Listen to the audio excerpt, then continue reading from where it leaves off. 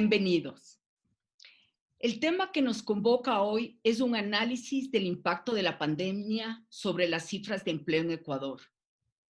Ante la lamentable situación por la que está atravesando el mundo y en la que las empresas se han visto obligadas a responder a esta impredecible situación, vemos como miles de empleados han perdido su puesto de trabajo. La consecuencia inevitable de tener a la sociedad en cuarentena fue que en el sistema productivo obviamente se produjo una contracción absoluta en el área comercial. Algunas empresas sufrieron una reducción del 90% sobre sus ventas. Lo primero que se tuvo que frenar fue la producción y para responder de manera responsable y objetiva, la segunda fue alivianar la carga laboral sobre la que no se iba a poder responder. Producto de estas medidas inevitables, tenemos una situación calamitosa para las familias, las empresas y el Estado. La ley humanitaria pretende aliviar en lo posible esta situación. Por esta razón, la noche de hoy nos hemos reunido para analizar si estas medidas son suficientes o al menos aliviarán en algo el gran problema que tenemos en nuestra cadena productiva.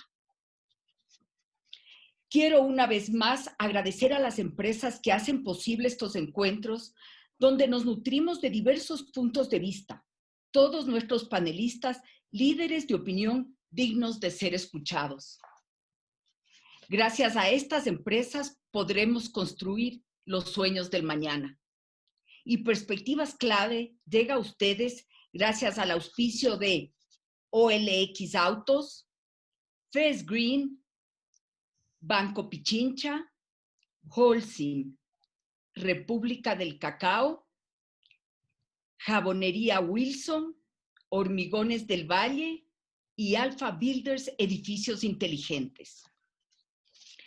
Tengo el honor de presentar a nuestros invitados. Hoy tenemos ante ustedes a Andrés Isch, ministro de Trabajo de Ecuador, Bruno Leone, presidente de la Cámara Nacional de Pesquería de Ecuador, y Vicente Albornoz, decano de la Facultad de Economía de la UTLA, con la conducción de Jorge Ortiz.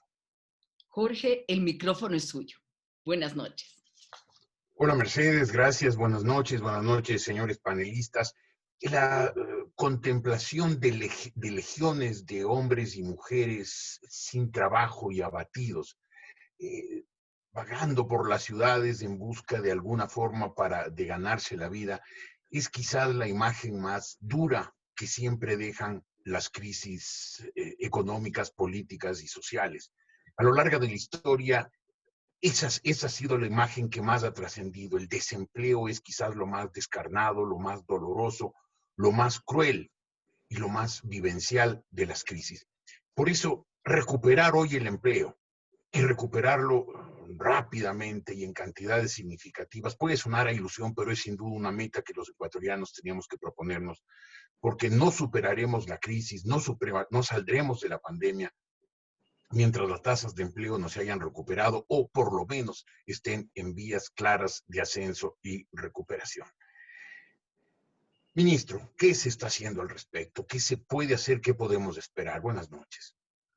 Buenas noches, Jorge. Gracias al resto de panelistas. Mercedes, por la invitación. Es sin duda una realidad complicada, es una realidad muy dura. Hay datos que se presentaron el fin de semana que evidencian algo que todos ya veíamos, y tal como tú acertadamente has expresado, Jorge. Los datos de desempleo, los datos de subempleo son datos que preocupan.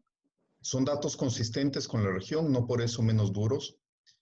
Y yo añadiría una cosa más. A estos datos de desempleo y de subempleo hay un dato adicional que a mí en lo personal me preocupa mucho y es la cantidad de gente que está buscando trabajo en relación a la que estaba buscando hasta hace pocos meses, hasta diciembre del 2019.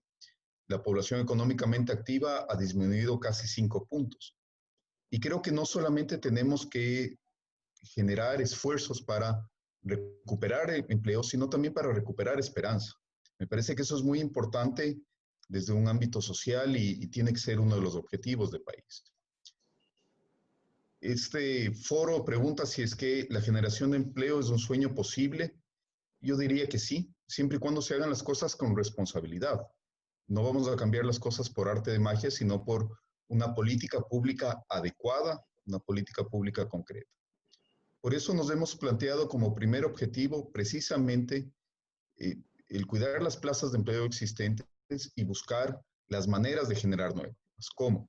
Con nuevas herramientas y modalidades que puedan adaptarse a la realidad y a las necesidades de los ecuatorianos. El mundo que vamos a encontrar después de la pandemia no es el mismo que conocíamos en enero del año 2020. Por lo tanto, es la ciudadanía la que tiene que tener las herramientas a la mano y tiene que haberse quitado del medio todos aquellos obstáculos para que se puedan adaptar adecuadamente, para que puedan responder a las nuevas necesidades de mercado, para que puedan adaptar sus servicios y sus productos a lo que van a requerir los consumidores.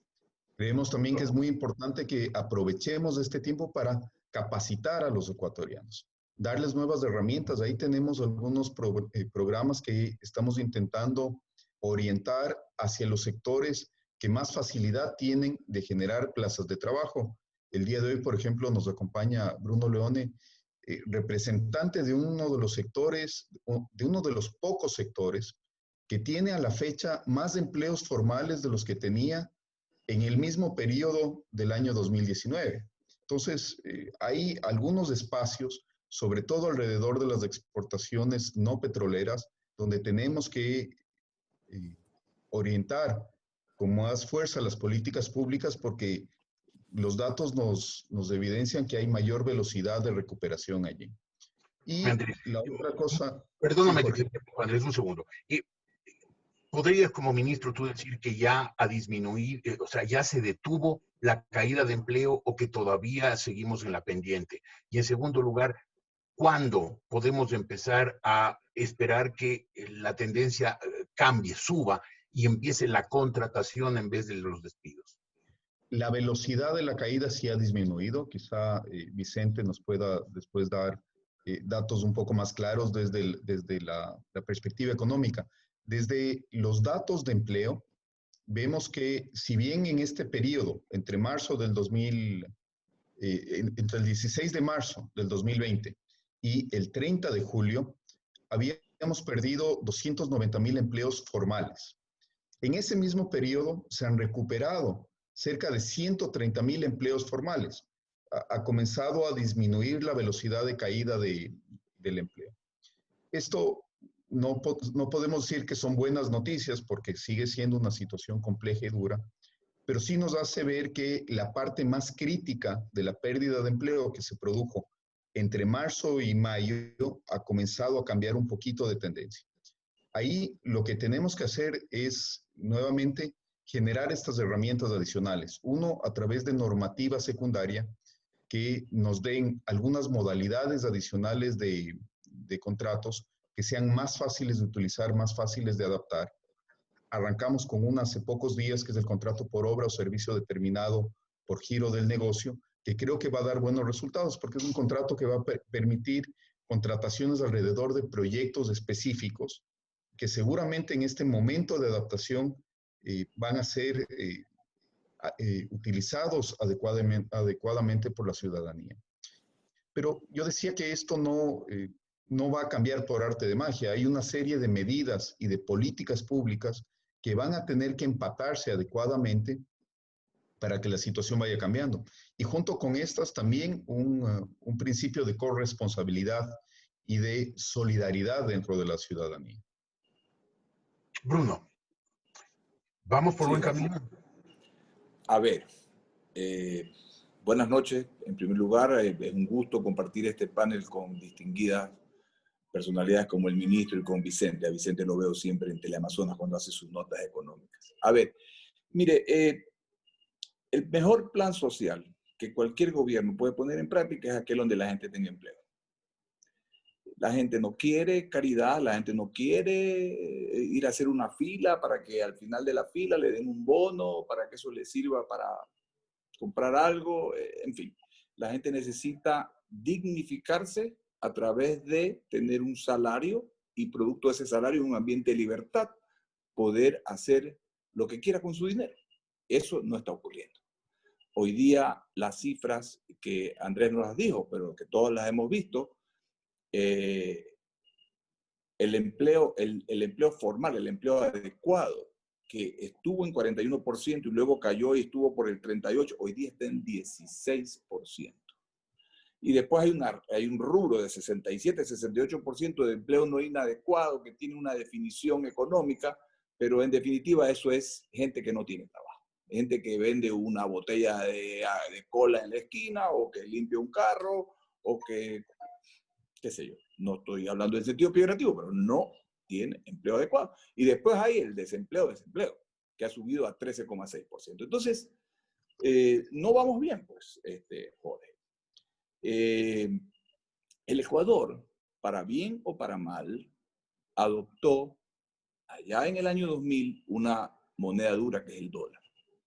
Y como yo no soy economista, pero entiendo el tema, y entonces en aquella época cuando decidimos ir al dólar, Jorge, queridos amigos que nos escuchan, no fue pues solamente un tema de decir, a ver, ¿cuánto es la masa monetaria en sucres? ¿Cuánto es la reserva monetaria en dólares? Hago la división, a tal tipo de cambio me paso al dólar. No, eso no estuvo, o sea, sí, esa primera parte, pero no se hizo el resto. ¿Cuál es el resto? Teníamos que haber tomado una serie de medidas para adecuar la economía al hecho de tener una moneda dura. Por ejemplo, un sistema laboral flexible, pues. Y ojo, y esto yo lo digo sin ninguna reserva y he tenido discusiones, un sistema laboral flexible, así nos guste la palabra. Debimos tener un sistema bancario que se adecue donde pueda venir la banca extranjera para poder tener financiamiento a tasas de interés que vayan acorde al tener una moneda dura. Pues. O sea, aquí las tasas de interés andan por el 10-12%, cuando en Panamá, por ejemplo, que es otro país que tiene el dólar como moneda, las tasas son el 4,5%, 5%. En el Perú, que tienen el sol, la tasa es 5%, en Colombia por ahí. ¿Qué otras cosas no hicimos? Fíjese usted, antes, cuando estábamos en Sucre, el sistema de seguridad social del Ecuador, el aporte del trabajador y del empleador iba en el orden del 20,32% de la nómina en Sucres. Nos pasamos a dólares y seguimos pagando el 20,32 en dólares. Eso es una fortuna que acumuló una cantidad de dinero en el IES que después ya vimos qué uso le dieron. Ese es el ahorro nacional y eso debería servir, si lo hubiéramos manejado bien, debería servir para financiar el desarrollo del país. ¿Qué otra cosa no hicimos? No adecuamos nuestro arancel, ¿verdad? Para poder tener la importación de los artículos que necesitamos para producir con aranceles similares a lo que puede tener Chile, por ejemplo. Entonces, no hicimos el trabajo. El tiempo pasó, tuvimos en el camino una época de unos precios excedentarios del petróleo, cosa que no fue generación del Ecuador, eso no fue una gracia del Ecuador, y de paso Ecuador es un jugador marginal en el negocio del petróleo, y eso nos dio una cantidad de recursos que se dilapidaron. Antes, en el 2007, ¿verdad? El gasto o el componente del sector público en la economía era 22%. En la década pasada, del 7 al 17, eso subió a 44%. Se creó un gasto inmenso, en muchos casos gasto de mala calidad y en muchos casos gasto corrupto. ¿Ya? Entonces, el presidente Correa en esa época planteaba que el crecimiento de la economía tenía que venir por la gestión del sector público.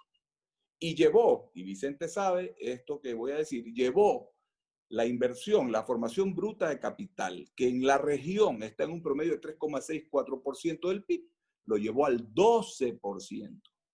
Entonces, en ese 12% se contrató obra que no sirve, obra con sobreprecio, obra de mala calidad, desperdicio de recursos. ¿Ya? Nos quedamos con un gasto en sueldos y salarios, pero enorme, ¿verdad? Estamos hablando de entre el gasto del gobierno y de las empresas públicas del sector no financiero, llegamos cerca de los 10.000 millones de dólares. Eso no es sostenible. Entonces, ahora que ha pasado el tiempo y que estamos en lo que estamos, la capacidad de maniobra del Ecuador es mínima. porque como no tenemos capacidad de emitir moneda, estamos sobreendeudados, somos un país caro, estamos realmente en problemas. Entonces ahora tenemos que pensar los ecuatorianos y de cara al proceso de elecciones que se avecina, tenemos que ser lo suficientemente claros y poder sentarnos en una mesa, todos, porque todos somos ecuatorianos, para llegar a unos acuerdos mínimos. El Ecuador no puede seguir así. Entonces, en la pandemia, ¿qué hemos visto? Hemos visto que Europa aprueba un programa de ayuda para los países que lo va a dividir en dos, uno para las empresas y otro para los países en su parte fiscal, de 840.000 millones de dólares. Estados Unidos aprueba un programa de 3 trillones de dólares.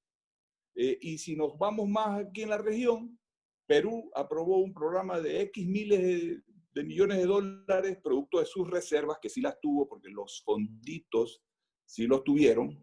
Colombia hace lo propio, Chile hace lo propio y nosotros estamos en lo que estamos.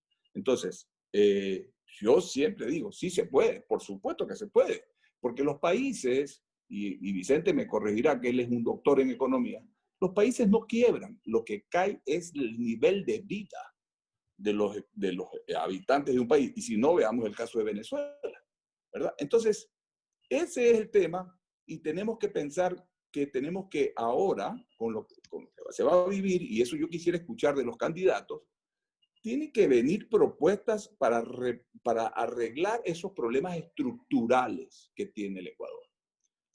El Ecuador, si me permite, Jorge, y puedo seguir hablando un poquito más, no quiero robarme el tiempo. Okay. Cuando Andrés y Ah, Vicente sientan que hay algo que agregar o que corregir, pues háganlo, por favor. A ver, el Ecuador, como no tiene moneda, Jorge, lo que tiene es un gran flujo de caja. Y Vicente ahora ha sido asesor de la renegociación de la deuda. Entonces, ¿qué es lo que debió haber hecho el Ecuador? Que en parte lo ha hecho, es ver cómo alivia el flujo de caja, esa suma y resta entre ingresos y egresos, cómo alivia para darle oxígeno al presupuesto del Estado. Se ha logrado hacerlo en 17.500 millones de dólares de una deuda de 60.000, hablando en cifras redondas, ¿verdad? Pero nos queda otro buen tramo, digamos que 17.000 de 60.000 es como el...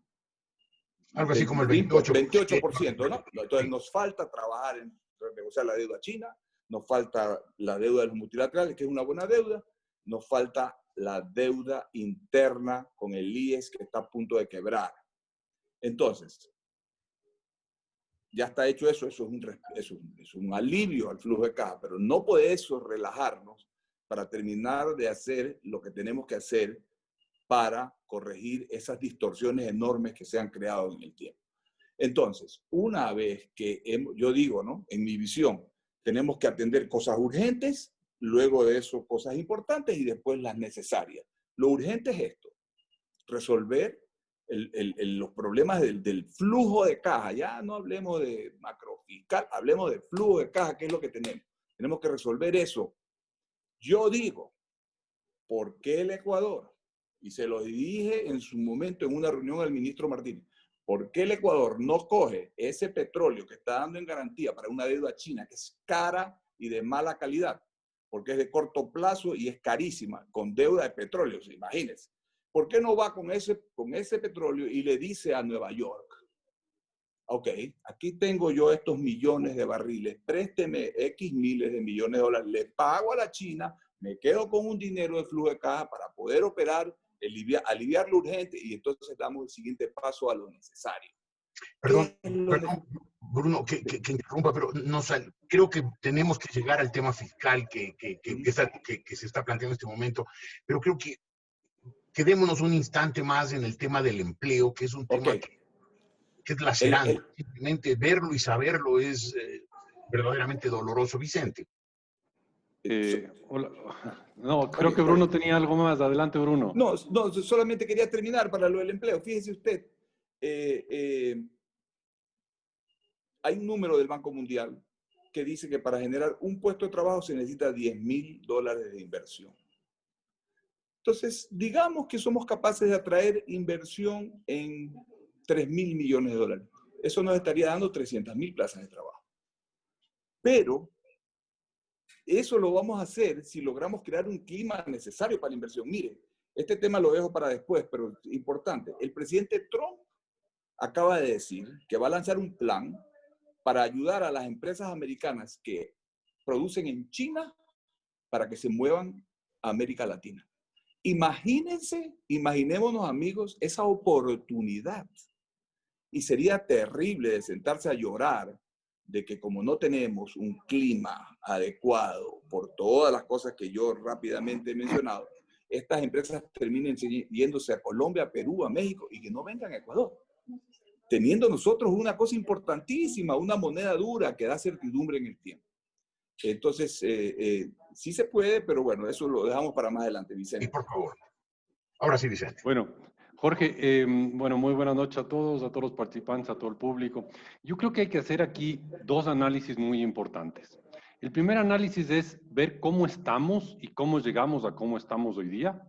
Y el segundo análisis es y cómo salimos de esta, porque son dos cosas muy importantes, ¿no? Es muy bueno hacer el diagnóstico de por qué estamos aquí, por qué tenemos por qué están los datos tan mal, porque realmente no están mal, están pésimo. Pero bueno, eso digamos, era medio obvio, es evidente. Cualquiera que tenga un chat con bastantes amigos sabe la situación que tiene el mercado laboral en el país. Y es bueno analizar todas las inflexibilidades que tenemos en el mercado laboral que nos llevaron a tener lo que teníamos hace un año y lo que tenemos hoy día, porque creo que ambas fotografías son malas, pero creo que la pregunta más importante de todas es cómo salimos de aquí, cómo hacemos para el momento en que ya se termine esta pesadilla de la pandemia, que ha sido eso, una pesadilla, y que es medio inevitable. O sea, si tiene uno un país totalmente bloqueado, cerrado, encuarentinado, no sé si existe el verbo encuarentinar, pero si tiene uno un país entero encuarentinado, se van a perder empleos, pues. Y si hubieran hecho esta misma encuesta en abril, probablemente era todavía peor, porque en abril todo estaba cerrado, nada se estaba pagando, etcétera, etcétera. El punto es que la situación hoy día está mal, es evidente.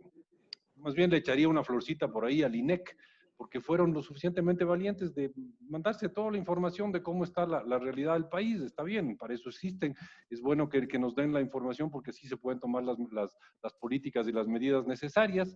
Pero ya, ok, llegamos a esto, es evidente que estamos pésimo.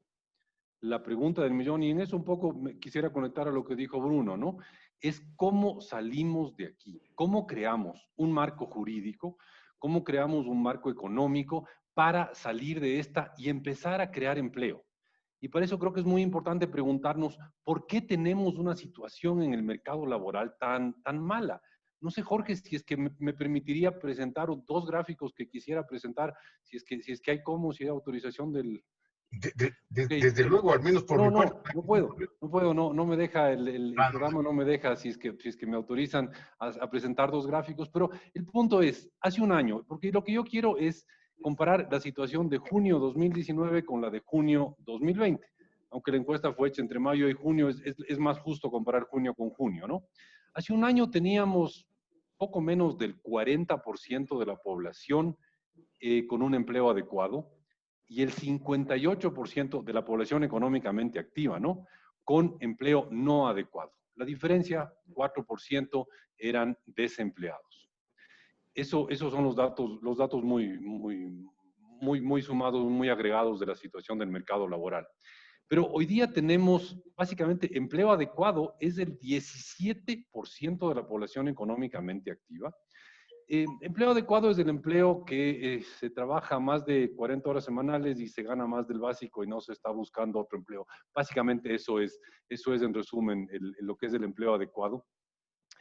El desempleo, que siempre ha sido una tasa chiquitita, porque como en el Ecuador no hay una tasa, un seguro de desempleo, el que no tiene trabajo tiene dos opciones, o poner una mano sobre otra y no hacer nada y quedarse desempleado y morirse de hambre, o irse al sector informal.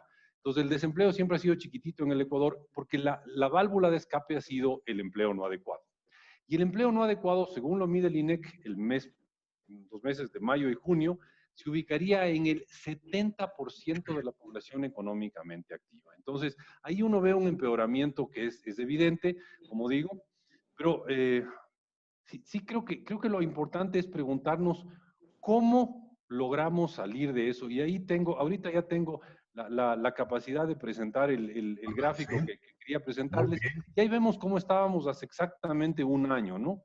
Hace un año teníamos una población económicamente activa que el 38% tenía un empleo adecuado, el 58% un empleo no adecuado y el 4% estaba desempleados. Claro, y eso es hace un año, junio 2019. Y hoy día estamos así. El no adecuado, y por si acaso una aclaración muy importante, el color verde flex que puse ahí no fue una, no fue, acabo de darme cuenta, no Pero fue todos algo, sabemos que no me Correa, traicionó el aunque trate subconsciente. de negarlo, tiene una gran parte de esta culpa. Sin duda la tiene, pero el color no lo escogí, no fue una traición del subconsciente, debe haber sido el Excel mismo que lo puso, pero el no adecuado es 70%.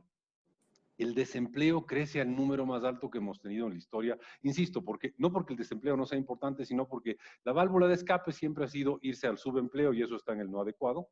Y el empleo adecuado está en 17%. Pero permítame retroceder, Jorge, al gráfico anterior. Este gráfico nos dice que ya antes de la pandemia, antes del gran problema que tenemos hoy día, ya teníamos un 58% en empleo no adecuado. Y uno debería preguntarse, si antes de la pelea, antes, cuando la economía todavía estaba creciendo, hace un año, teníamos una situación tan mala como la que se ve aquí en junio de 2019, no debería sorprendernos que hoy día tengamos la monstruosa situación que nos reporta el INEC en su última encuesta. Entonces, la pregunta del millón es, ok, ¿qué deberíamos haber hecho para no tener la situación tan desastrosa que teníamos hace un año? ¿Qué deberíamos hacer para salir de la terrible situación que tenemos hoy día? Y ahí yo quiero soltar un par de conceptos. Yo creo que el Ecuador lo que tiene es un mercado laboral tremendamente inflexible.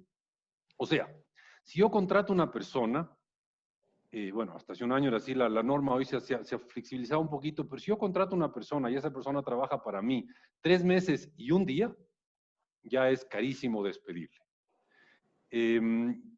Entonces, si es que yo soy un empresario con 2 dedos de frente y me pongo a pensar, a ver, si yo contrato a esta persona y no me va bien con esta persona y entonces tengo que despedirle después de 3 meses y me cuesta una fortuna, probablemente no le contrato.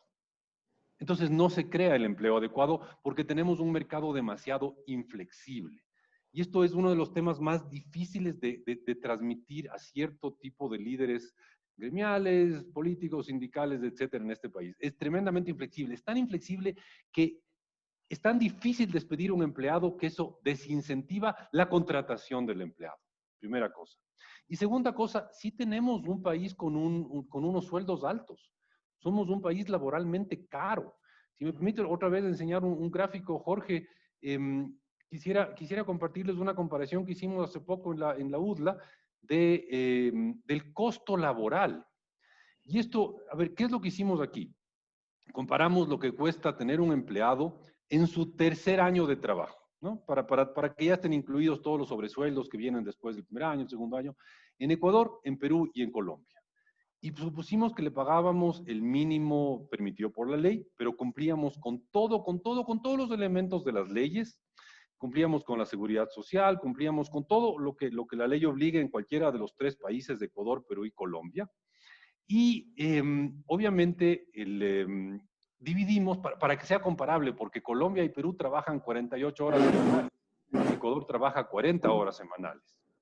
Entonces, dividimos para el número de horas que trabaja una persona al año en Ecuador, en Perú y en Colombia. Y este es el dato al que llegamos. Si es que yo quiero cumplir con todas las leyes en el Ecuador, tengo que pagar $3.50 por hora a un empleado en su tercer año de trabajo. En Perú, $2.20 y en Colombia, $1.80. Esto al tipo de cambio de hace 2 meses. O sea, es un dato muy, muy actualizado. Estamos hablando de los datos a mayo de este año.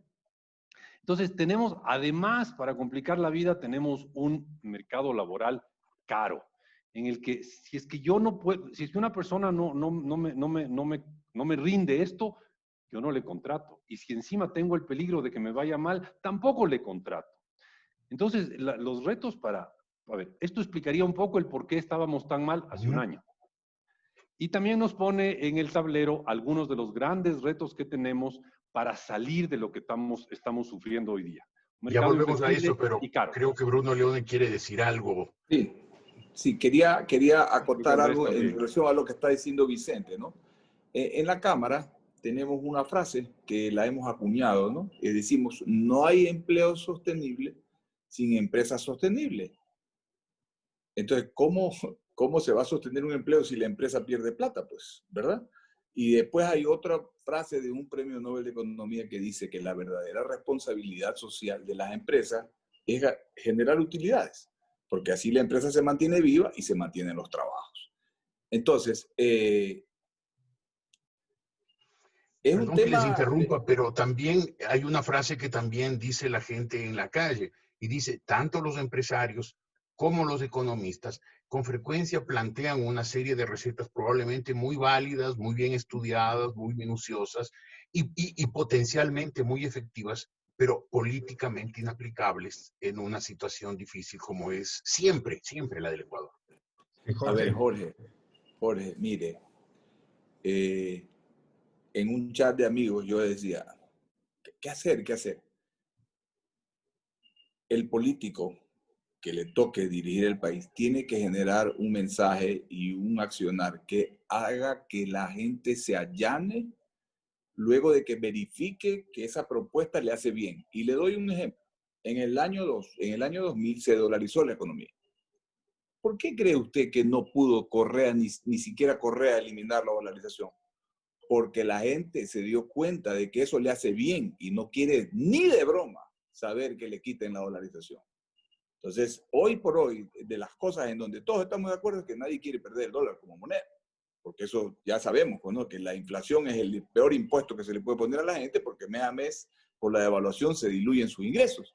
Entonces, a donde quiero ir es que esta crisis, que es terrible y que nos duele tanto, de pronto nos genera la oportunidad de que podamos llegar a acuerdo.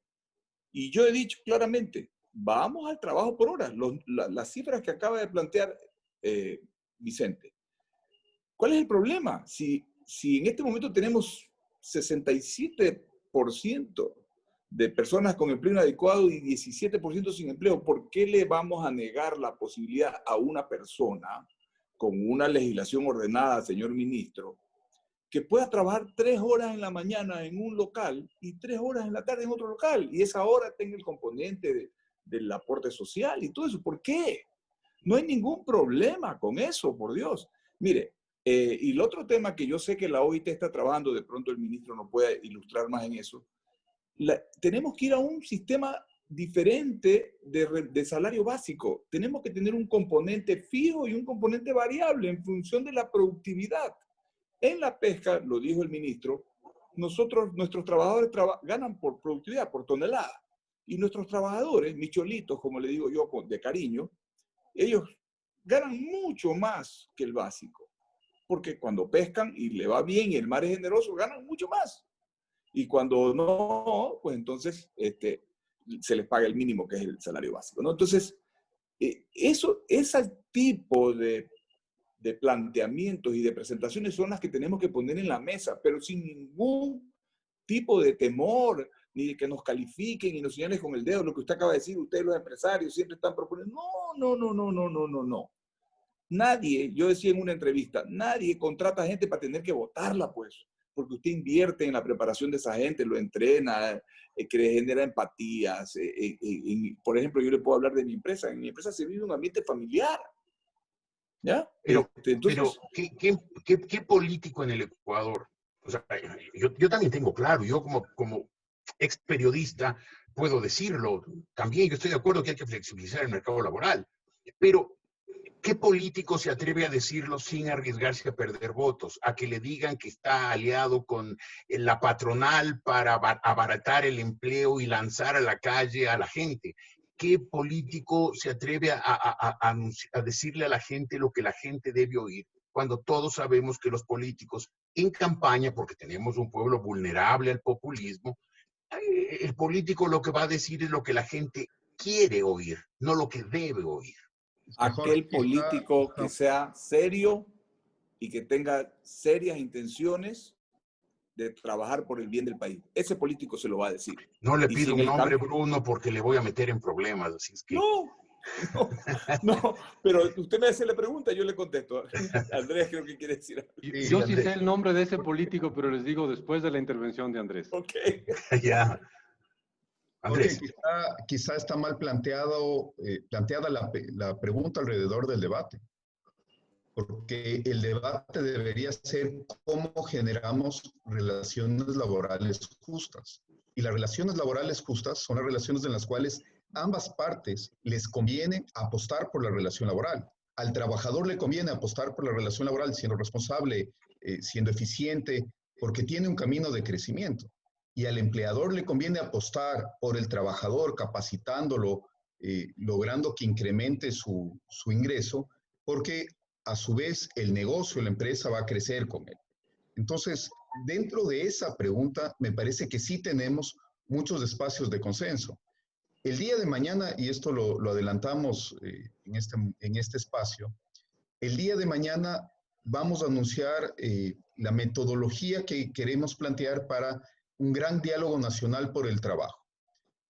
Nos parece que hay que dividir en 3 mesas o 3 grupos específicos. 1, mecanismos adecuados de protección. 2, generación de plazas de trabajo. Y 3, generación de capacidades. Y para que esto funcione, tenemos además que ampliar el debate a sectores que no están defendiendo solamente un status quo. Y eso nos parece muy importante. Si es que tenemos a los mismos actores en las mismas posturas en las cuales se han debatido desde hace 40 años, seguramente los resultados van a ser los mismos. A nosotros nos parece que desempleados, informales, jóvenes que tienen problemas muy serios de acceder al mercado formal, mujeres que tienen todavía una brecha muy grande, tanto de horas trabajadas como de ingresos en comparación a los hombres, los mismos jubilados y los empresarios o emprendedores de la economía popular y solidaria tienen algo que decir en esa mesa, y no solamente los gremios tradicionales de trabajadores y de empleadores. Yo soy optimista que después de esta crisis, después de esta pandemia, donde se han quedado evidenciadas muchos de los defectos de un sistema con un Estado demasiado controlador, demasiado grande, que está ocupando espacios que no le corresponden, los ciudadanos van a poder discutir de una manera mucho más abierta y sobre la mesa tanto la problemática como alternativas a esta problemática. Creo que debemos al menos conseguir que se sienten ciertas bases para, si es que no es en este periodo, que sea en el siguiente, pero que tengamos una reforma sostenible a nivel institucional. No solamente se trata de remiendos a un cuerpo normativo o de una reforma a una ley específica. Creo que hay una reforma estructural mucho más profunda en la que tenemos que entrar. Tenemos que identificar dónde están esas barreras y cómo esas barreras se van a romper. Andrés, acabas de decir lo que salga de esa mesa para ver si se puede hacer ahora o si se queda para el próximo gobierno. Ese es un anticipo de que este gobierno ya no está en capacidad, políticamente hablando, para tomar decisiones difíciles, controversiales, como puede ser una reforma laboral, una flexibilización laboral profunda. Es que no tiene que ver con el gobierno, Jorge. Estos cambios, si queremos que sean sostenibles, tienen que ser cambios que vengan desde la ciudadanía. La ciudadanía le tiene que forzar a la clase política, sea el Ejecutivo o sea la Asamblea Nacional, a que estos cambios se puedan mantener y que sean aprobados. Que sea un mal negocio político el oponerse a un acuerdo ciudadano que pueda generar oportunidades de empleo. Y tiene que trascender un periodo político determinado. Una reforma bien hecha debería superar varios ejercicios políticos, varias elecciones y varias banderas ideológicas. Si es que no, en 2 años así se tengan los votos para una reforma en este momento, en 2 años o 3 años quizás se le da marcha atrás. No todo pasa por la Asamblea, eso también hay que decirlo. Estamos haciendo una racionalización normativa desde la normativa secundaria, desde lo que podemos. Y tenemos que empatar además con otras herramientas, pero quizá lo medular, ¿no es cierto?, alrededor de lo que ha girado este debate, que es el encontrar este sistema justo dentro del Código de Trabajo o de la legislación laboral. Eso tiene que salir de la ciudadanía. Si es que no sale desde ahí, habremos perdido un espacio valioso y mucho del dolor que hemos vivido no habrá cambiado nada en lo sustantivo. Tengo que interrumpir un instante esta conversación tan interesante para que Mercedes nos recuerde quiénes son los auspiciantes gracias a los cuales este panel llega al público. Mercedes, por favor. Gracias. OLX Autos, la plataforma líder en compra y venta de automóviles en Ecuador. Muy pronto podrás comprar un vehículo usado con la misma seguridad, facilidad y confianza de un vehículo nuevo.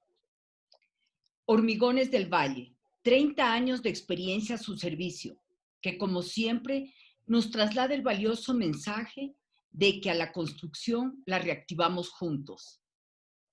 República del Cacao, visita sus chocolate boutiques en Mall El Jardín, Plaza Foch y Escala Shopping, o aprovecha su nuevo servicio de delivery visitando republicadelcacaodelivery.com, que te lleve el chocolate fino de aroma a casa. Banco Pichincha, agradece a todos los que se han unido a la causa Sumar Juntos de Banco Pichincha. Banco Pichincha en confianza. Jabonería Wilson, 75 años comprometidos a ofrecer los mejores productos para el cuidado personal, de la ropa y del hogar. Una empresa 100% ecuatoriana. Holcim, construye Ecuador con un impacto ambiental positivo porque cuenta con productos certificados en carbono neutro y bajas emisiones de CO2. Holcim, juntos construimos el futuro.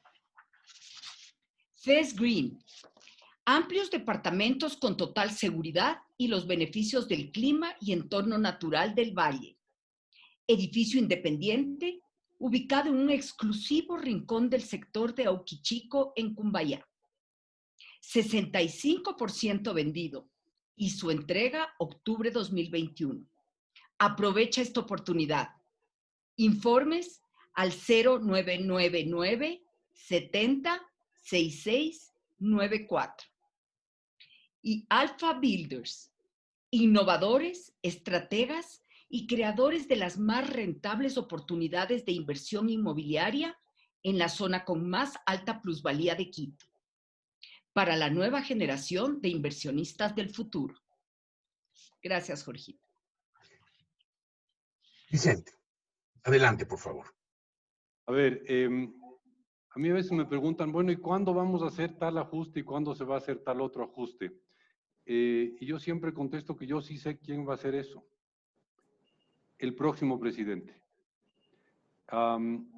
Básicamente, mientras no elijamos a un suicida, el próximo presidente es el que tendrá que hacer la reforma laboral y continuar la reforma fiscal. Entonces, no sé quién gane, obviamente tengo mis favoritos, pero no sé quién gane, pero el que gane, si no quiere vivir en un país con un desempleo astronómico, tiene que hacer una reforma laboral. Y yo creo que ahí es importantísimo tener claro un tema. ¿Por qué puede una empresa pagarle un sueldo a un empleado? Y esa es una pregunta que suena así de esas cosas tan obvias, ¿no?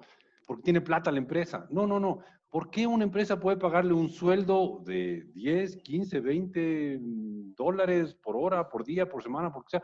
¿Por qué una empresa le puede pagar a un empleado un sueldo? Imaginémonos el sueldo básico, 400 dólares. ¿Por qué una empresa puede pagarle 400 dólares a un empleado? Muy sencillo, porque el empleado le aporta a la empresa más de 400 dólares. Si el empleado le aporta a la empresa 300 dólares, no le contrato. Si el empleado le aporta 500 dólares, sí le contrato. Así de sencillo es la lógica de contratar o no contratar a un empleado. Y ese es un tema que en el Ecuador es muy difícil de difundir y de explicar. Toda la gente dice, deberían pagar más porque los precios en el mercado están altos. Oiga, sí, pero si usted no es más productivo, no le van a pagar más. Entonces, uno tiene que ahí ponerse a pensar dos cosas. Uno, ¿cómo hacemos que suban los sueldos? pues logrando que los ecuatorianos sean más productivos, que produzcan más. Y eso logrando que las empresas sean más eficientes, que los empleados tengan más preparación, que los empleados tengan un montón de otras cosas. Pero al mismo tiempo, uno, el rato que ve eso, dice, a ver, si una empresa tiene un puesto de trabajo que le generaría, me voy a inventar, $300 de ingresos a la empresa, y ve las normas laborales actuales y ve los niveles de salarios, no contrata a una persona. Porque contratar es suicida, porque la empresa, si la empresa no gana plata, está condenada a quebrar poco después. Entonces, eso no puede hacer una empresa. Entonces, ¿qué pasa en el Ecuador? En el Ecuador terminamos teniendo empresas como la de Bruno, donde cada empleado es lo suficientemente productivo como para ganar más del básico, o, no sé, me invento, un banco.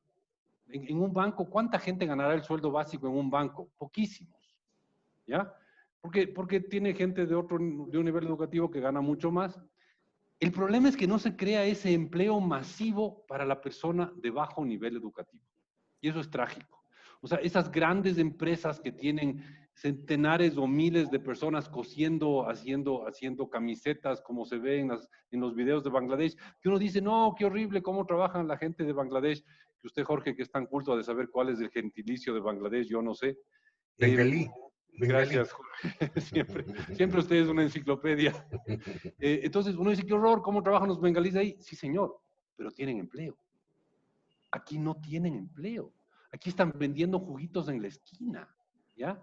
Pero esos grandes generadores de empleo para gente con bajo nivel educativo que ganaría el básico, eso no logramos atraer en el Ecuador. Ese es el gran problema que tenemos, sumado a todos los anteriores, ¿no? El hecho de todo el mercado inflexible, que por ahí vi un comentario que decía que además de la liquidación tenemos los temas de maternidad, todos los otros temas de discapacidad, etcétera. Sí, todo eso es verdad, todo eso complica más todavía el tema. Pero además de eso, no hay que olvidarnos que tenemos un país caro que nunca va a crear empleos masivos. Los puede crear en empresas específicamente muy productivas, donde cada empleado merece ganar más del básico. Pero nunca vamos a crear esas empresas enormes. Hace poco veía el dato de una empresa que se llama Foxconn, que tiene una fábrica en la China con 800,000 empleados. Algo así. Obviamente por los números no hay 800,000 personas que contratar en el Ecuador capaces de armar microchips, pero el punto al que voy es, nunca vamos a tener esos grandes creadores de empleo en el país hasta que no cambiemos las cosas.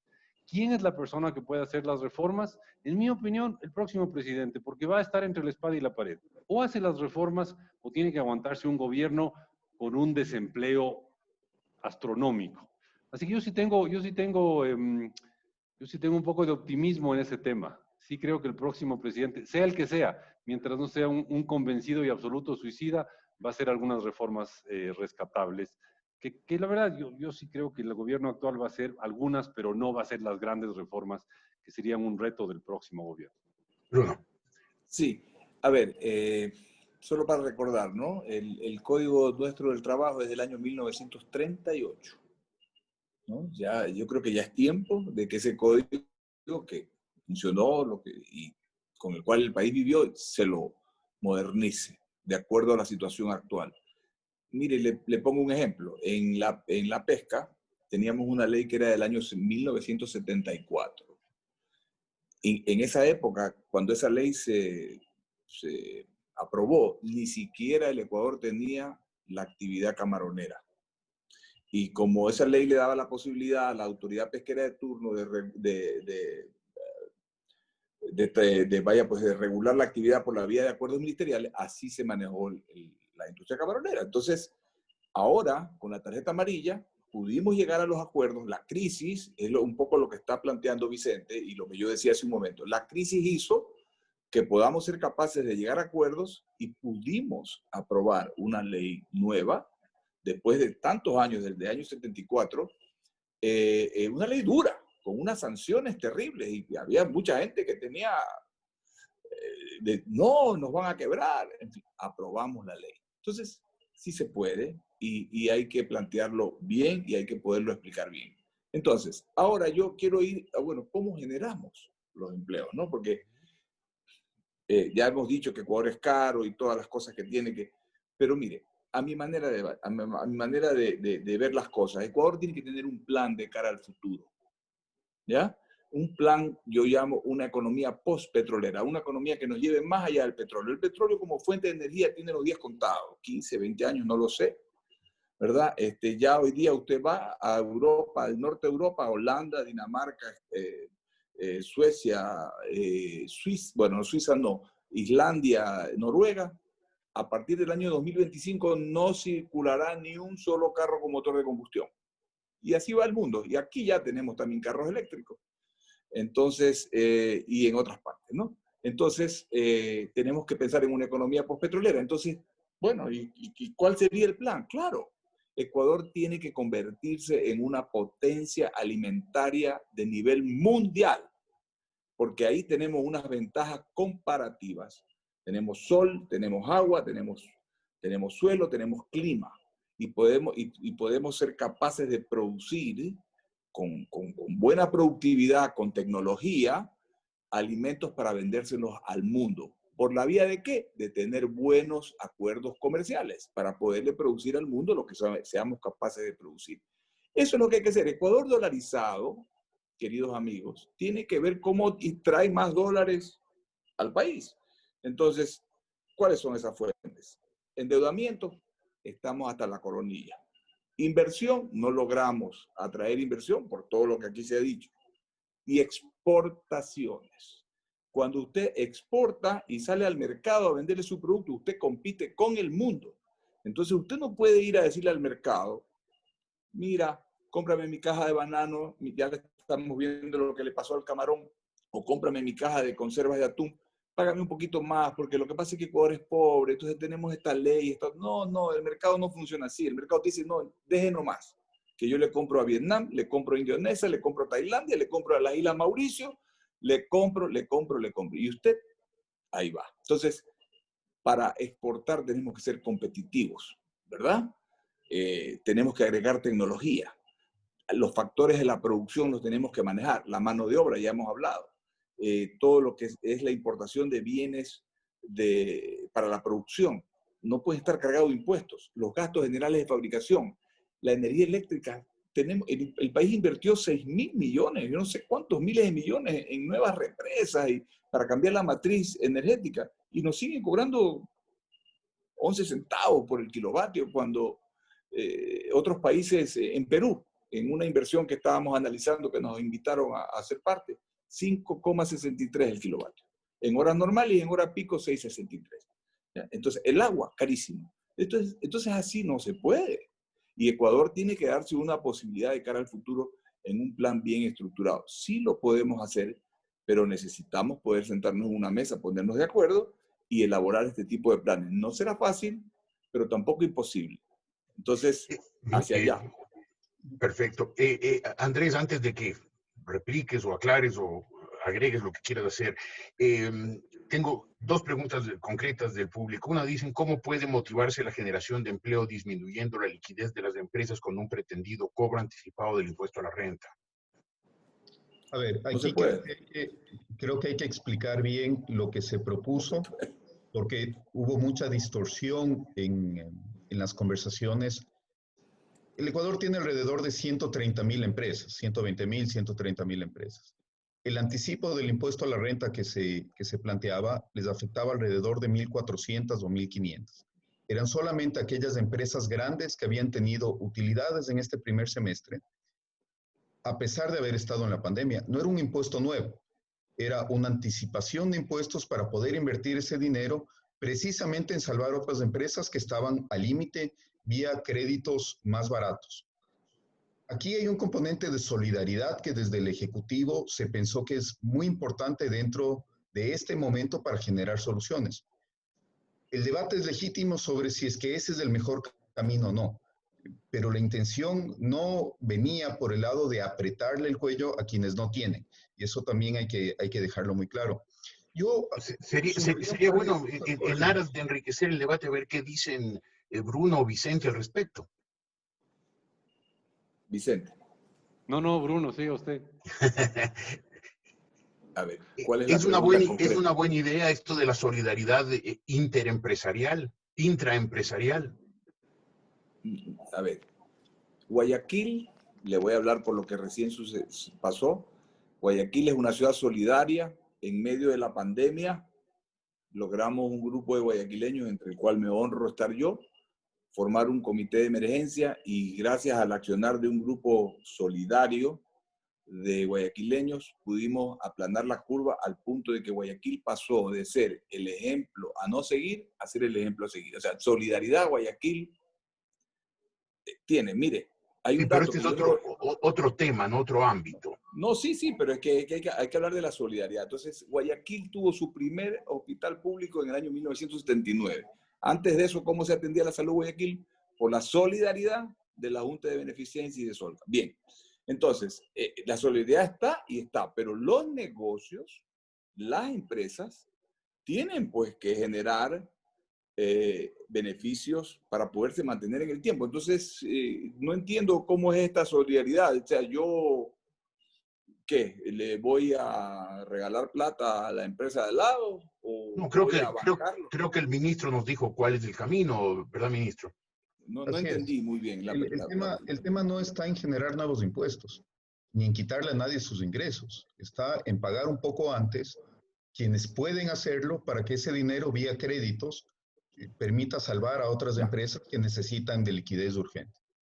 A ver, ministro, efectivamente, sí. La figura del anticipo de impuestos en el estado de excepción está permitida, pero si usted no tiene liquidez, mire, estaba viendo unas cifras, se han perdido 19,000, corríjame Vicente, 19,000 millones de dólares en ventas en todo este periodo de la pandemia. En una entrevista me preguntaba un periodista, en media pandemia, ¿no? Me dice, ¿hasta cuándo tienen oxígeno ustedes para trabajar? Le dije, a ver, le digo, las empresas del sector pesquero, por la naturaleza de su negocio y las inversiones que tienen que hacer, son empresas muy bien capitalizadas, patrimonialmente fuertes, solventes. Estamos atravesando un problema de liquidez porque se nos cayó la producción al 40% y eso pues hizo que porcentualmente los costos fijos se nos suban y tuvimos un problema. Sin embargo, nunca despedimos a nadie, ¿verdad? ¿Qué más solidaridad que esa, no? Nunca en el sector pesquero, y usted lo dijo, ministro, y le agradezco por ese comentario, nunca entramos en el acuerdo entre las partes, no le bajamos el sueldo a nadie, no, nada. Seguimos trabajando. Es más, tuvimos que contratar más gente porque como tuvimos empleados que se enfermaban, había que coger reemplazos para ocupar esos puestos. Entonces, estábamos teniendo un problema de liquidez, que gracias a Dios hoy lo hemos superado. Entonces, usted le pide a empresas que anticipen impuestos, y si no tienen la liquidez para hacerlo, y si de eso depende pagar el rol de pago de la quincena o del fin de mes, o el vencimiento del banco. Sé que la banca ha hecho su trabajo, ha diferido 10,000 millones de dólares en créditos, que ahora en septiembre ya el plazo se cumple y comienzan a cobrar. Vamos a ver cómo se mueve la tasa de morosidad de los bancos. Entonces, hay que... Andrés. Sí, nuevamente creo que es un debate legítimo. Como estaba planteado, el anticipo de impuestos estaba limitado a empresas grandes, es decir, no les afectaba ni a micro, ni a pequeñas, ni a medianas empresas, y solamente aquellas que no habían bajado su nivel de ventas en comparación al año anterior, es decir, no eran las empresas que estaban precisamente atravesando los problemas de liquidez y los problemas serios que la mayoría están atravesando. Nuevamente, creo que es legítimo el debate. Creo que también hay dos elementos adicionales que hay que poner sobre la mesa dentro de todo lo que se estaba hablando hace un momento, y perdón que regrese a la pregunta anterior, sobre cómo logramos ser más competitivos y cómo logramos generar puestos de trabajo futuro. En primer lugar, tenemos que incorporar en el debate la transparencia. Si es que no somos transparentes en cómo manejamos las políticas públicas, cómo las evaluamos, cómo sabemos si una política está funcionando o no está funcionando, y además transparencia en las relaciones, va a ser muy difícil que logremos generar aquellos incentivos necesarios para invertir. Y la segunda cosa es tener certezas y reglas de juego claras. Creo que uno de los problemas más serios que tenemos como país no está solamente en que tengamos más o menos costos laborales, más o menos impuestos, sino sobre todo en que no sabemos qué va a pasar el día de mañana. Hay que tener ciertas certezas, y esas certezas están vinculadas a una serie de cosas, pero principalmente a que podamos tener sostenibilidad en el tiempo, en las políticas y en las normas, también va a ser muy difícil. Por eso es que, nuevamente, esta insistencia a intentar que las reformas estructurales vengan acompañadas de una discusión ciudadana y de un apoyo ciudadano va a ser importantísimo. Andrés, una pregunta que está reiterada en el público es ¿qué reformas se va a atrever, y esa palabra se utiliza, atrevimiento, se va a atrever a hacer el gobierno hasta el 24 de mayo del año próximo? A ver, en la discusión que estamos planteando hablábamos, en primer lugar, de mecanismos adecuados de protección de derechos. Los mecanismos adecuados no son solamente el reconocimiento de más derechos. Creo que tenemos derechos claros en la Constitución y además en todo el bloque de constitucionalidad a los que el Ecuador se somete, convenciones internacionales, etc. A pesar de ello, teníamos hasta diciembre del 2019 casi la mitad de la población en una situación de informalidad, es decir, antes de la pandemia ya la mitad de los ecuatorianos estaba en empleos con empleadores que no estaban registrados en la seguridad social, que no tenían RUC, que no tenían RIS, etc. Estas personas tienen una situación de vulnerabilidad muy alta. Son personas que seguramente están recibiendo pagas inadecuadas, están en horarios inadecuados, con seguramente más expuestos a vulneraciones de sus derechos, por ejemplo, por falta de medidas adecuadas sanitarias o de seguridad industrial, etc. Entonces, este problema que ya lo teníamos desde antes, lo que nos impide es proteger adecuadamente los derechos. Ahí tenemos un espacio muy importante de discusión. Creo que necesitamos una reforma en ese aspecto. Necesitamos una reforma también en aquellas modalidades de trabajo que pueden más rápidamente generar empleo y generar empleo en condiciones que sean adecuadas para los ecuatorianos. Es el segundo tema. Y el tercer tema, que es muy importante y que creo que tiene que estar contenido dentro de estas reformas discutidas con la ciudadanía, es cómo generamos nuevas capacidades.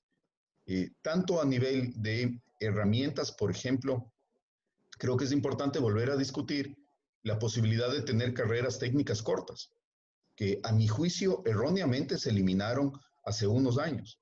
Me parece que eso es muy importante para tener personas adecuadamente capacitadas para enfrentar las necesidades del mundo y además adecuadamente capacitadas para que sean un aporte importante a aquellos emprendedores que necesitan arrancar, por ejemplo, en inversiones alrededor del desarrollo de plataformas tecnológicas, de software, donde el Ecuador tiene muchísimas ventajas para poder competir. Jorge, el marco teórico está clarísimo. El asunto es qué medidas concretas piensa impulsar resueltamente el gobierno en estos 9 meses. ¿Hay alguna así específica, concreta que se va a hacer? Ya hemos arrancado algunas. La ley humanitaria y las instituciones o las herramientas de la ley humanitaria fueron planteadas por el Ejecutivo. Ya las estamos aplicando en este momento. Tenemos los primeros datos que creo que son importantes.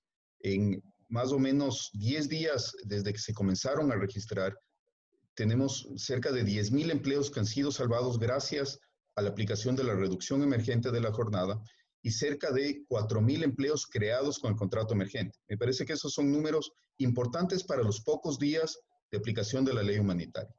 Sacamos un acuerdo ministerial hace un poco más de una semana que amplió las posibilidades de contratación por obra o servicio determinado dentro del giro del negocio, que es básicamente el poder contratar por proyectos, para que una vez que se termine el proyecto, la relación laboral termine sin una generación excesiva de obligaciones que haga imposible sostenerlo en el tiempo. Esto va a permitir una cosa que me parece que mencionaba Bruno, que es la posibilidad de que los ecuatorianos puedan ir tomando ciertas oportunidades de trabajo, tal vez no a una jornada completa, pero quizá tomar en la mañana, enrolarse en un proyecto específico, en la tarde en otro, tener mejores ingresos y además ir transfiriendo conocimiento entre empresas y entre los mismos trabajadores. Esto creo que va a ser muy útil para los ecuatorianos y vamos a ver también en los próximos días cómo esta modalidad genera o no genera puestos de trabajo. Y la tercera cosa que vamos a hacer, y lo vamos a hacer muy rápido, es un cruce de información entre aquellas actividades que más empleos están generando con aquellos espacios donde vemos más informalidad a pesar de que se generan puestos de trabajo. Si es que eso está pasando, evidentemente lo que hay ahí son trabas u obstáculos que están incentivando a las personas a irse al sector informal.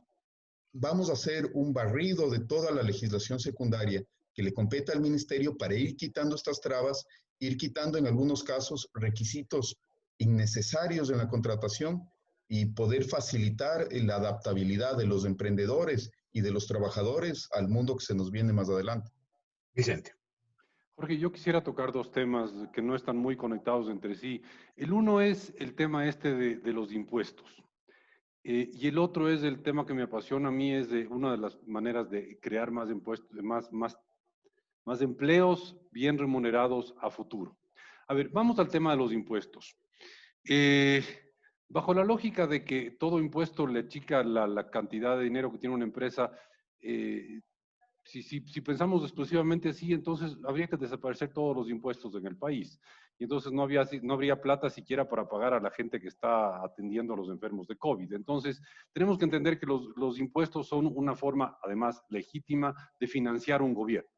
Y lo que se propuso hace poco, lo que propuso el gobierno es cobrar anticipadamente 280 millones de dólares. Ahora, uno dice, ¿por qué cobran 280 millones de dólares si tienen un hueco de 4.000 millones de dólares? ¿Por qué se meten en una cosa chiquita? Tremenda pelea para una cosa chiquita. Claro, el asunto es más la simbología, lo que representaba eso. Representaba una sociedad haciendo un sacrificio para que ese dinero vaya al gobierno y el gobierno pueda usarlo, por ejemplo, en pagar a los médicos que están trabajando contra el COVID.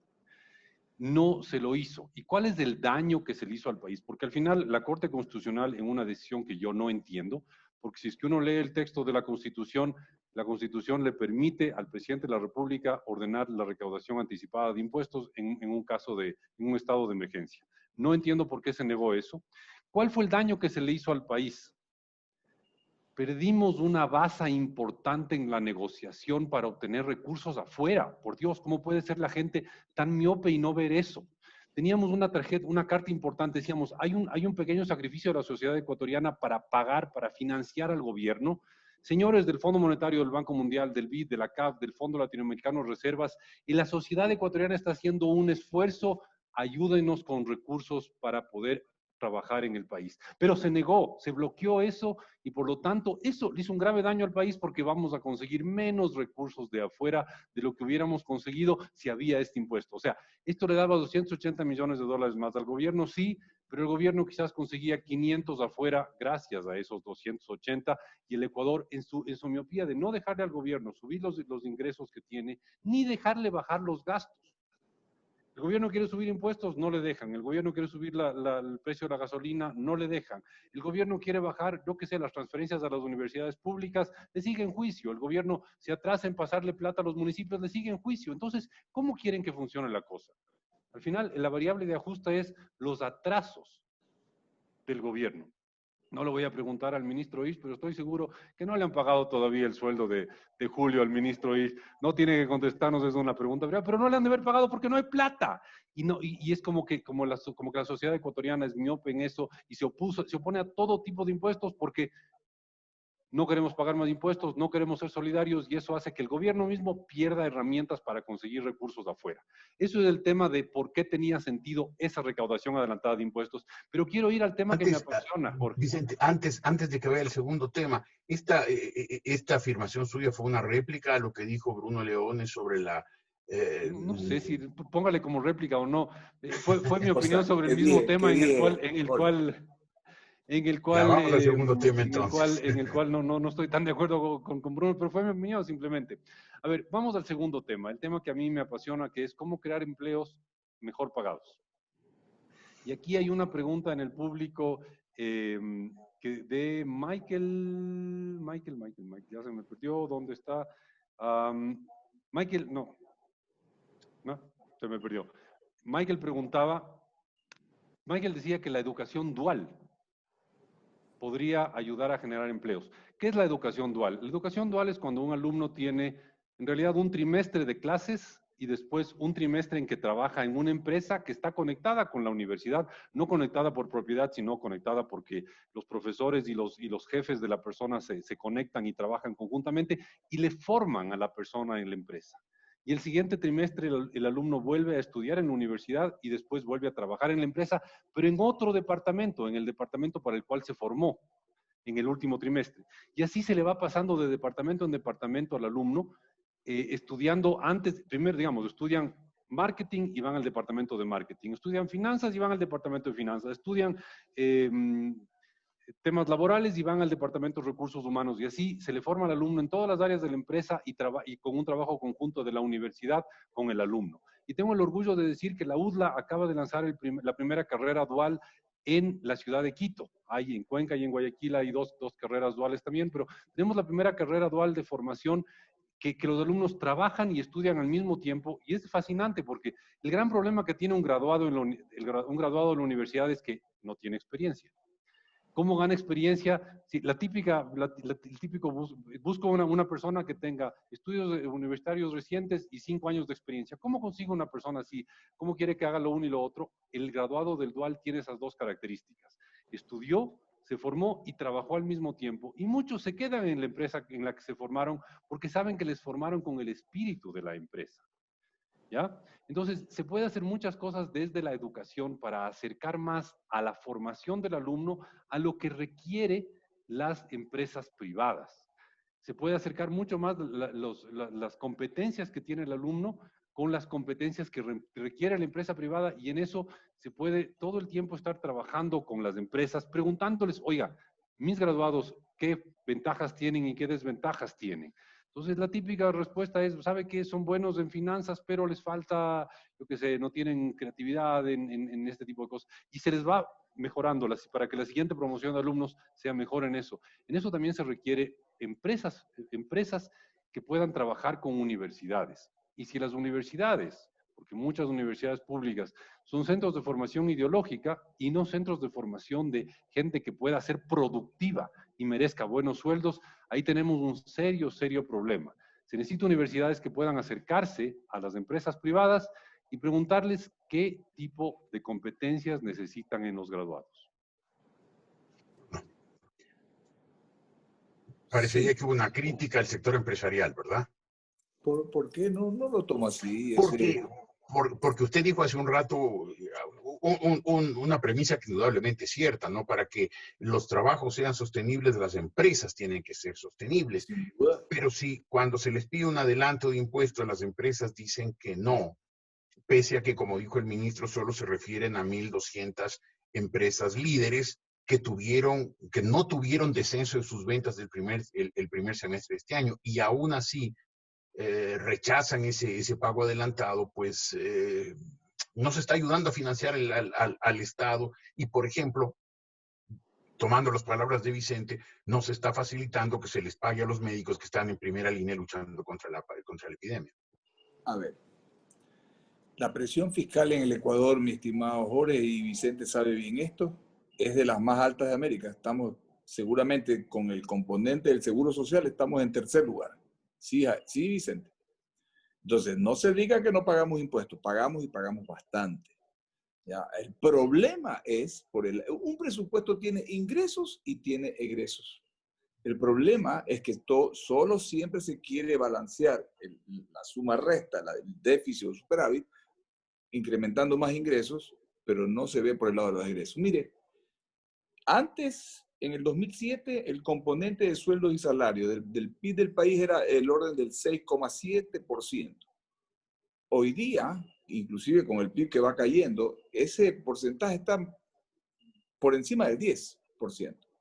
Entonces, yo recuerdo con un funcionario del gobierno, al principio, no voy a dar el nombre, me reuní con él y me dijo, mira, aquí tengo la reestructuración del país, el ordenamiento del país, una carpeta así de ancha, ¿no? Entonces me dijo, hay 160.000 contratos ocasionales que hay que eliminar. Y le voy a decir algo, Jorge, y yo hablo claro, y si estoy equivocado tendré la humildad de decir y de reconocer. Mucho me temo que estamos frente a una figura de estos diezmos ahí. Y ya vimos algunos casos en la asamblea, y mucho me temo que hay mucho de eso. Entonces, tenemos que reducir el gasto Mire, yo estoy trabajando con un grupo en el comité empresarial. Hace 3 años, 2 años y medio, casi 3, se formó un grupo ad hoc que se llama el Proyecto Ecuador 2030, del cual tengo el honor de presidir. Es un grupo de trabajo, no es nada del otro mundo, donde habemos algunos ecuatorianos comprometidos con el país, ¿no? Entonces, después de hablar y hablar y hablar, decimos, bueno, ¿cómo vamos a ponerle acometidas a tierra a todo este pensamiento que teníamos? Y decidimos aterrizar las ideas en 3 temas. Uno que es nutrición y educación. Ecuador tiene un problema que se acerca al 30% de nutrición infantil, un problema de productividad y competitividad y un problema de corrupción. Entonces, como yo era el que insistía con esto, me dieron a mí, bueno, tú hazte cargo del tema corrupción. Muy bien. Entonces me puse a pensar qué teníamos que hacer. Entonces, la propuesta nuestra, que finalmente es la que va cogiendo un poco de volumen, es una propuesta, digamos, de un tipo empresarial. En el rubro de compras de bienes y servicios del sector público, corríjame Vicente, estamos cerca de 3.800, 4.000 millones al año. Y si le suma la parte de compras de bienes y servicios de los GATS, eso puede llegar hasta 7.000 millones. Ok, hay datos, donde a América Latina la corrupción le cuesta en promedio 17%, ¿verdad? Entonces, hicimos una aritmética. Hoy tuvimos una reunión en la mesa de transparencia de la International Chamber of Commerce. Eso le puede costar al país, la corrupción, más o menos 1.900 y pasado los 2.000 millones.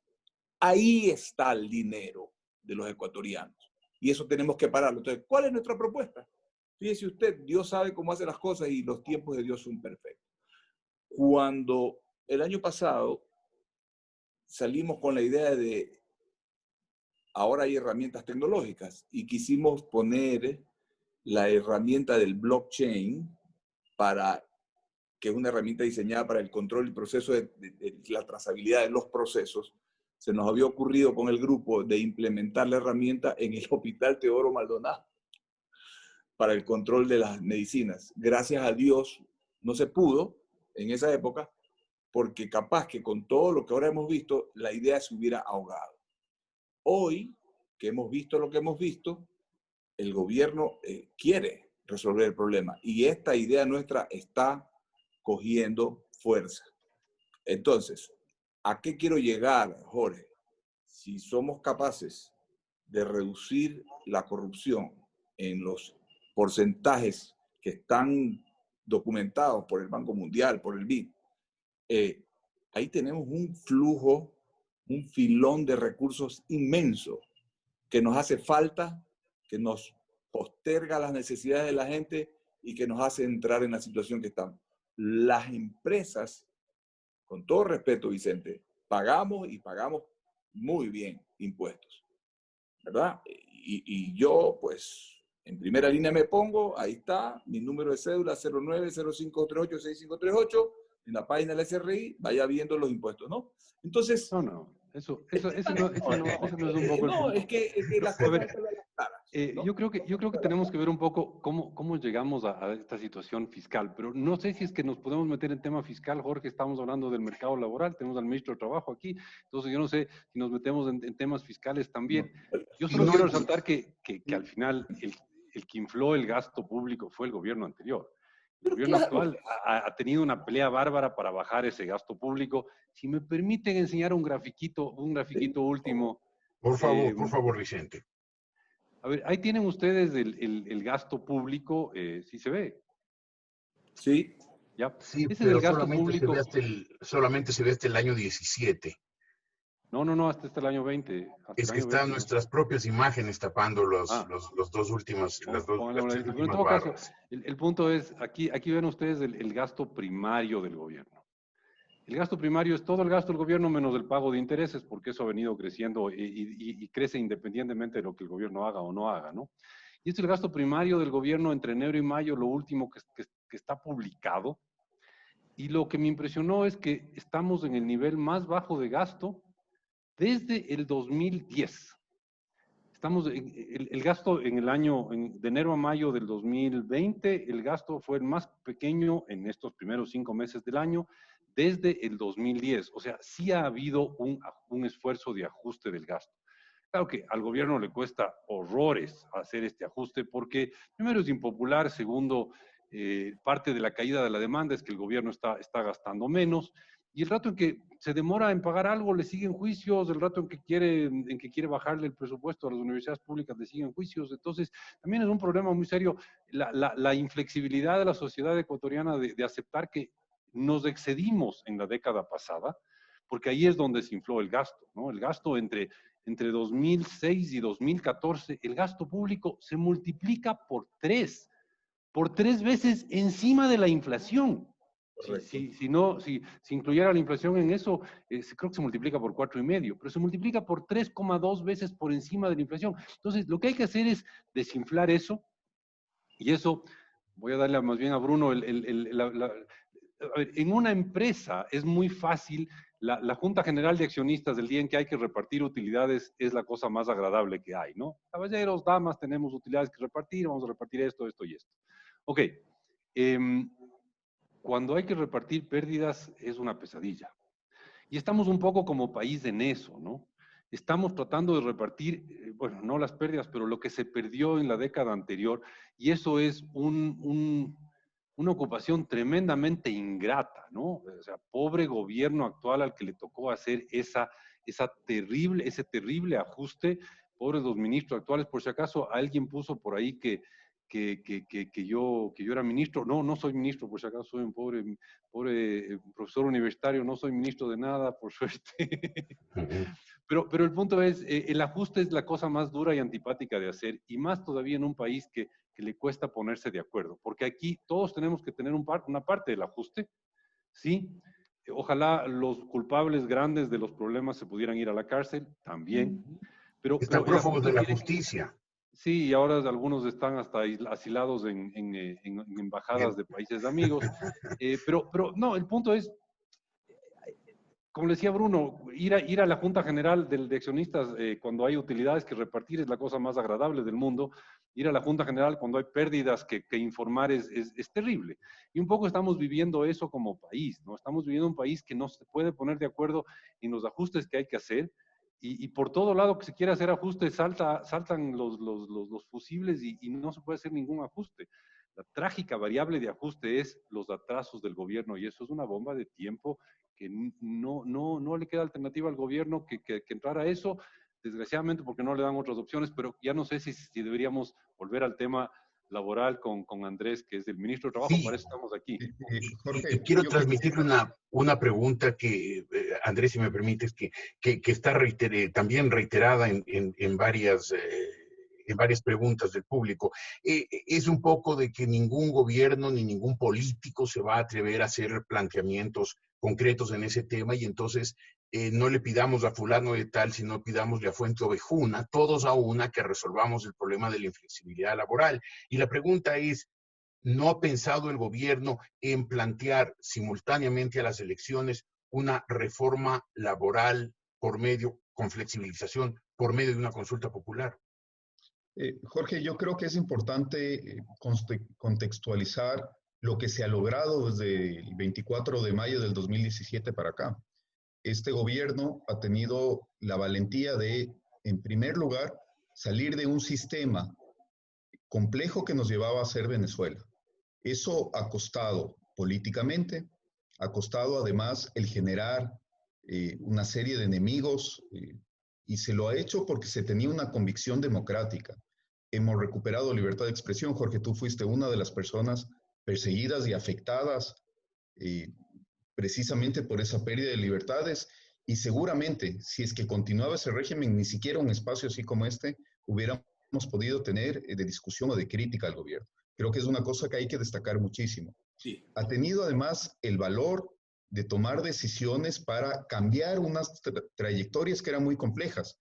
A lo que presentó Vicente yo le añadiría algo. Desde el año 2000, que entramos en la dolarización, hasta el 2019 no habíamos tenido un solo año en el cual se deje de crecer el gasto corriente. El año 2019 es el primer año donde el gasto corriente deja de crecer.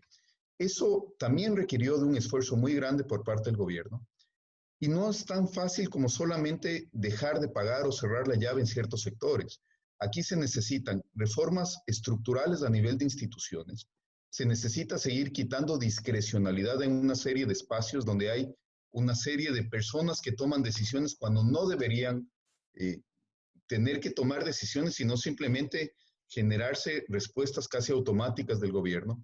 Y también que el gobierno no ocupe o el Estado no ocupe sectores de la economía en los cuales no tiene nada que hacer y en los cuales se metió de manera populista y de manera irresponsable. Entonces, todo ese esfuerzo requiere de tiempo. Si es que no hay los cambios estructurales, institucionales y de arquitectura institucional, es imposible bajar el gasto corriente. Tenemos más del 80%, Vicente, corrígeme si me equivoco, más del 80% de ese gasto tenemos entre salud, educación y seguridad. Es decir, sectores donde, por un lado, a nivel constitucional no podemos efectuar recortes y por otro lado, donde creo que no es una buena política quitarle dinero. Lo que tenemos que hacer es seguir mejorando la calidad de ese gasto.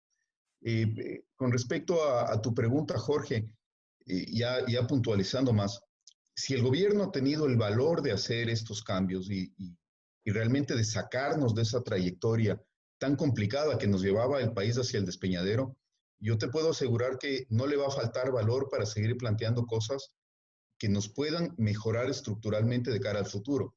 El tema es lograr que esos planteamientos sean viables. Aquellos que pasan por la Asamblea Nacional requieren de un acuerdo que debe exceder la relación ejecutivo-legislativo, especialmente cerca de una campaña. Por eso es tan importante el involucramiento de la ciudadanía, la presión de la ciudadanía hacia la toma de decisiones acertadas y un debate que tiene que ser abierto, amplio y con todos los actores que ahora y a futuro van a verse afectados o por la inacción o por la decisión de estas reformas. Muy bien, estamos casi en 1 hora y media, ha sido una conversación muy interesante. Si algo quieren agregar, por supuesto, los tres panelistas, pues adelante, pero creo yo que lo que se ha dicho ha sido muy valioso, se ha hablado con mucha sinceridad, se han planteado los problemas, no es fácil recuperar el empleo, es sin duda la urgencia más apremiante que tiene este país.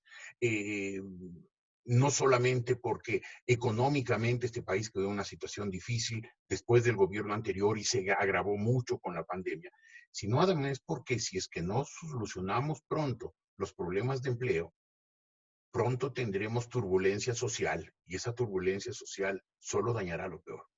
Bruno, Vicente, Sí, ¿quieren agregar algo más? Sí, sí, por favor. quería decir algo al respecto, un poco, no es que estoy en contra, pero abonando un poco a lo que decía Vicente y el ministro. La verdad que qué importante que podamos tener este diálogo a este nivel, debatiendo las cosas con tranquilidad.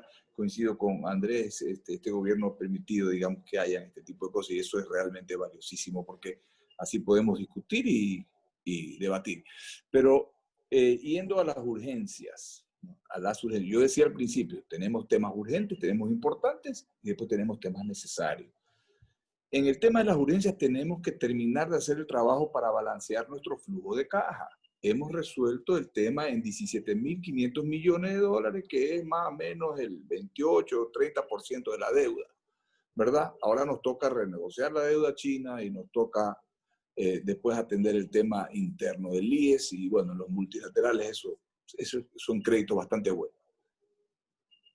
Tenemos que usar los recursos naturales que Dios nos ha dado para poder solventar el problema que estamos teniendo. Ecuador tiene petróleo. ¿Por qué no va? Vuelvo a decir, ¿por qué no va con esos millones de petróleo en vez de entregárselos a la China por un crédito de 1.400 millones o no sé cuánto? Vaya a Nueva York, consiga 12.000 millones. Páguenle los 5.500 a la China y tiene 7.500 para subir las reservas del país que fortalezcan la economía del Ecuador y que le dé seguridad y certeza y tranquilidad.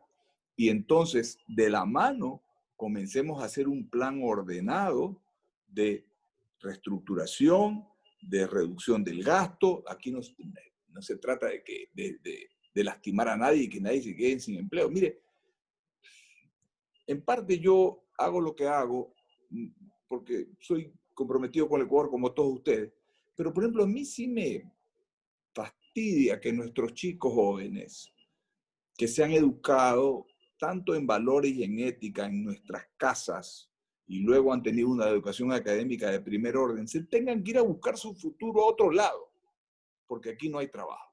A mí eso realmente es algo que me revela, ¿no? Entonces, tenemos que pensar en eso, pero no hay el cono de la dicha, no existe. No hay free lunch, no hay. El gobierno tiene que a los grupos vulnerables apuntalarlos, ayudarlos, sí, pero el gobierno no puede ofrecer cosas que no puede cumplir. Eso es insostenible. El tema este de casi que regalar todo y de por la vía del Seguro Social cubrir por un aporte de $1 a toda una familia, eso no es sostenible. Qué pena, yo lo tengo que decir, eso no es sostenible. Esas son las cosas que tenemos que resolver.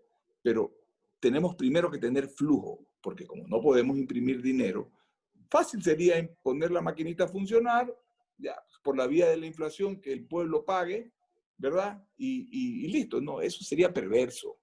Entonces, como no queremos eso, porque el 100% de la gente no quiere, entonces vamos a lo de acá. Va a ser duro, va a ser difícil, pero tenemos que lograrlo. Tenemos que sentarnos en una mesa. Entonces, el tema va por ahí. Mire, Ecuador tiene 6 sectores que funcionan y Ecuador tiene que hacer todo para apuntalarlos y que son los que manejan, los que soportan la balanza comercial en este momento. Banano, cacao, café, camarón, flores y pesca. 6. Aquí tengo un cuadro, aquí lo tengo, que lo estaba viendo. Aquí usted ve cómo las exportaciones petroleras caen del 2000 a junio, ¿no? Del 2018 caen 2,4% y a junio entre el 2018 y el 2019. Y del 2019 al 2020 caen 48%. Versus las exportaciones no petroleras. Del 2018 al 2019 crecen 2,8% y del 2019 al 2020 suben 9,2%. Entonces, nosotros, digo, estos sectores que generan exportación, después hay las alcachofas, los espárragos y otras más, son los que están de alguna forma sosteniendo la dolarización y la balanza comercial. A estos sectores hay que cuidarlos, hay que aprobarlos. En la ley última, no me acuerdo el nombre de la ley, se aprobó, por ejemplo, la entrega de un drawback. Hasta el día de hoy estamos esperando el drawback. En la ley de fomento productivo, que ahora en agosto ya cumplió 2 años, se decía que actividades agrícolas, acuícolas y pesqueras estarían exentas del pago del IVA para los bienes que necesita para la producción. Se trabajó con el ministro de esa época en las listas con las respectivas partidas arancelarias para que eso salga y han pasado 2 años y aún eso no funciona. Cuando exportamos, no podemos exportar impuestos y la ley prevé la devolución del IVA. Pues no le quiero decir los atrasos de qué monto son. Entonces, pero a ver, sí. Claro que si el gobierno tuviera un poquito más de plata podría devolver el IVA, ¿no? Pero nadie le da plata al gobierno, entonces no puede devolver el IVA. Entonces entramos en un círculo vicioso porque como no entonces tiene plata, que se sigan perdiendo empleos. No, pues tampoco queremos irnos a eso. Pero entonces, Vicente, no hay almuerzo gratis. Disculpe. No hay almuerzo gratis, exactamente. Estamos de acuerdo en eso. Eso sonó a Milton Friedman, ¿no? No, y es verdad. O sea, en economía nada es gratis. Nada es gratis, todo de alguna manera acaba costando. Si es que yo creo que hay un almuerzo gratis porque alguien lo pagó. O sea, el almuerzo es gratis sí hay, pero es porque alguien me lo pagó. Ahora, yo creo que es muy importante resaltar un par de temas. A ver, las exportaciones petroleras se han desplomado, porque el precio del petróleo se ha desplomado. Las no petroleras han aguantado.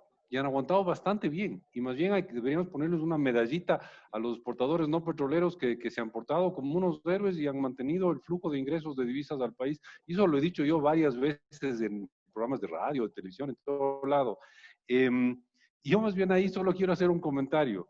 los sectores que están salvando al Ecuador ahorita son justo los que se olvidaron en el gobierno anterior y hablaban, ¿se acuerdan que hablaban del cambio de la matriz productiva? Justamente era despreciando a esos sectores, el banano, el café, el cacao, los camarones, el pescado, las cosas, esas cosas primarias que no sirven para nada, lo digo muy irónicamente por si acaso, es lo que íbamos a superar con el cambio de la matriz productiva. Yo no sé cuántos millones de dólares se fueron al cambio de la matriz productiva, que no sirvió para nada, para absolutamente nada, ¿no? Y que lo que nos hizo es tener un gobierno enorme, inflado, etcétera, etcétera, que ahora no sabemos cómo desinflar. Y parte de la desinflada del gobierno pasa por el tema del empleo. Y solamente para cerrar en este ambiente tan, cuidado, optimista, y eso es bien irónico lo que voy a decir, quiero transmitirles una última preocupación que tengo yo. Y es que lo que más se ha visto ahora es una caída del empleo formal. Y el empleo formal es el que aporta al IES. Y no 260.000 afiliaciones menos. Pero el problema es que cada afiliación menos es menos plata para el IES. Claro. Y ahorita tenemos un IES que está en una situación bien complicada. De acuerdo. Ya no podemos meternos a hablar del tema del IES aquí, pero sí hay que dejar claro que si no hacemos algo con el IES, tenemos una bomba de tiempo grande, que no es que va a explotar mañana o pasado, pero al 2023, veamos si es que llegamos. Yo quiero dejar eso sentado, lo del IES. Es un tema que la sociedad ecuatoriana también tiene que entender por dónde le ajusta. Y va a ser duro, doloroso. Vamos a bajar las prestaciones, vamos a subir los aportes, vamos a subir la edad de jubilación, pero una de las tres cosas tiene que hacerse. No hay más opciones. 36.000 trabajadores tiene el IES, por Dios. 36.000. Es un buen punto. O sea, tenemos que rebajar los gastos del IES, rebajar los servicios que da el IES, subir los ingresos del IES o subir la edad de jubilación. No hay muchas más opciones en el menú y una de esas tendremos que enfrentar. Yo supongo que ya será el próximo gobierno el que haga eso o la próxima conferencia de clave. O toda la ciudadanía, o todos los ecuatorianos empujando y presionando para que esas no nos queda más, no nos queda más. Y ojalá, ojalá espero aceptar en una predicción, y es que el próximo presidente sea el que haga estas reformas, porque o hace las reformas o es un suicida. Ojalá que las haga. Ojalá que la demagogia y el populismo que se entronizan con tanta fuerza en el Ecuador y que después de 10 años de malos ejemplos está muy enraizado, no vuelva a agredir a este país y no nos dejemos los ecuatorianos agredir. Muchas gracias, señores. Estamos ya casi en 1 hora y 40. Creo que ha sido muy interesante esta conversación, muy valiosos los aportes, también muy duras algunas reflexiones, muy penosas, pero por lo menos, como bien decían ustedes a lo largo de la conversación, el Ecuador ha podido estos últimos 3 años, volver a hablar con libertad de ciertos temas, incluso los más dolorosos, sin temer represalias, persecuciones, insultas o sabatinas. Gracias nuevamente, señores. Y Mercedes, terminamos contigo. Adelante, por favor. Gracias, Jorge. Gracias, señores panelistas.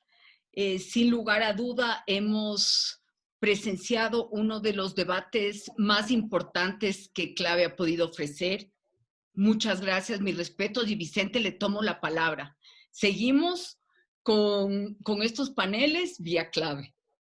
Y quiero una vez más agradecer a las empresas que hacen posible estos encuentros. OLX Autos, Fest Green, Banco Pichincha, Holcim, República del Cacao, Jabonería Wilson, Hormigones del Valle y Alpha Builders Edificios Inteligentes. Muchas gracias a todos y buenas noches.